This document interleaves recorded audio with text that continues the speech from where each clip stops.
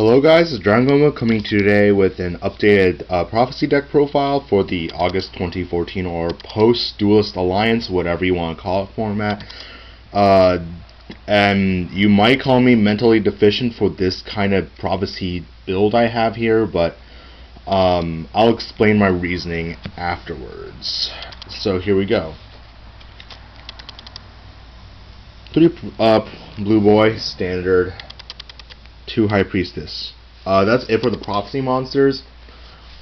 I feel like Priestess really doesn't need that much help to be brought out. She's like 50% of the time she can bring herself out, so it's okay to just play 2. Although I want to play the third one, deck space is kind of low. Now for my tech choices for the rest of the deck, 2 Shadal Falco.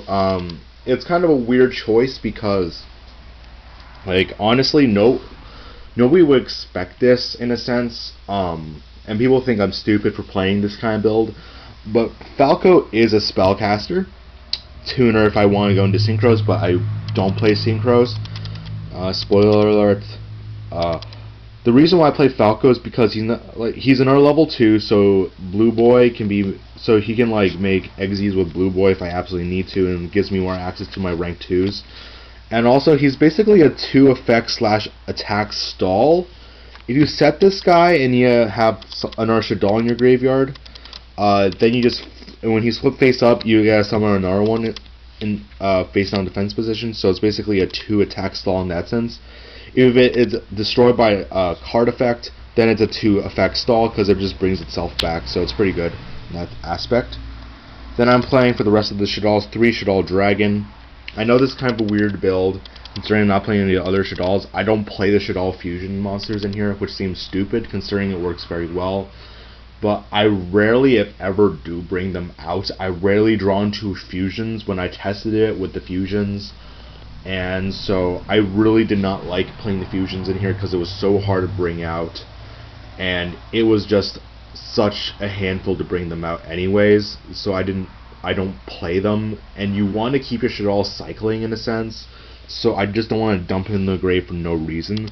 So the reason why I play Dragon is because if you set it, he has 2 effects. Either he becomes an MST or a compulsory for everything, so that's why he's so good. I think he's the best Shadal out of them. That's why I'm playing 3 of them. So yeah, I don't play Foolish in this build, but if I did have the choice, I would play Foolish. So 3 Dragon. That does it for the Shadals. My final tech choices that I have are 3 Magdalene.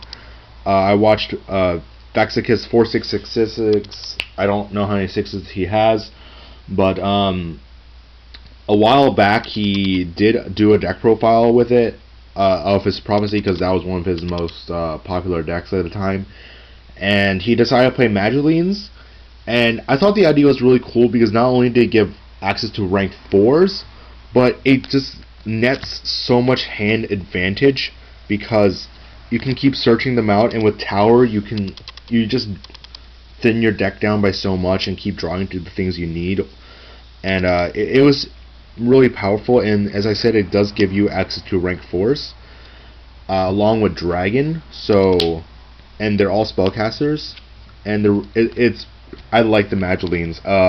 Magdalenes pretty much guarantee me almost like always a monster, because the problem with Prophecies is that you run out of monsters if you're not careful, but Magdalene almost gives you endless amounts of monsters, and it's also immune to Bottomless Trap Hole, so that's good, since you need to be careful with that, because this deck loses often to those cards I just destroy, so you have to be careful. Magdalene just gives you like endless monster supply, and it's pretty powerful. Then 1 Breaker. I don't play MSTs. I know I always say MST is a good card to play, but I just haven't found much use for it lately in this deck, and I would much rather have board presence than MST at this point. And Breaker is also level 4, so more rank 4 access. So that's 15 monsters, I think. I'm not exactly sure. I'm playing a little bit higher monster count for Prophecy, because as I said, the problem is running out of monsters, so yeah. Then 3 Secrets, 3 Crescent, 2 Tower, 2 Master, 2 Eternity. People always question me why I play 2 Eternity. Like, most of the time people play 1, because I don't know why, but I feel like 2 is good because you banish so much in this deck with Priestess and Fate, so you always want to bring this back. Lately I've seen more people, like smaller channels actually, just play that do deck profiles on Prophecy, do 2 Eternity, but I most of the time at my locals I see 1 Eternity, but I like 2 Eternity. 2 Wisdom, I like this card. It doesn't have the versatility of Lance, but it does have the similar effect of Lance, so I play 2 of them.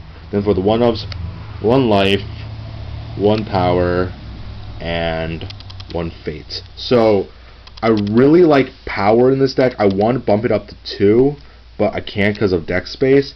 So here are the statistics. Breaker becomes 1600 if its counter is removed, 2900 if it doesn't have a counter. Magdalene becomes 2400, and Dragon becomes 2900.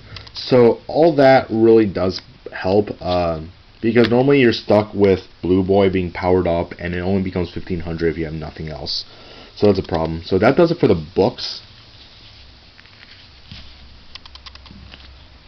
I think that's 15 books. I'm not exactly sure. 17, 15 books. Then I play 1 Book of Moon, 1 Dark Hole. I like these the most, so yeah.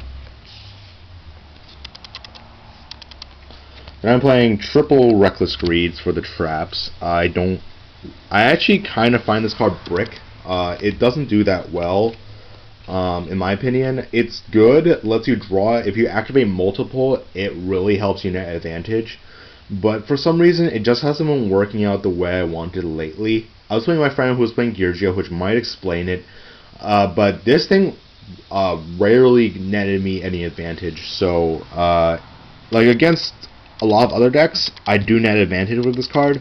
For the most part, I just like brick. I draw bricks with this card. I don't know why. It's just bad luck for me.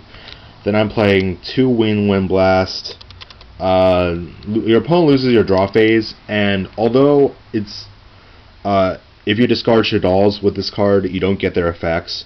But playing these give you a reason other than to discard your books. The Shaddolls also, like, you can drop these instead. And if you drop Dragon and then you summon out, or you just set Falcon, then you basically have a 2 attack stall, or even a 3 attack stall, because Dragon's bouncing effect, so that's nice.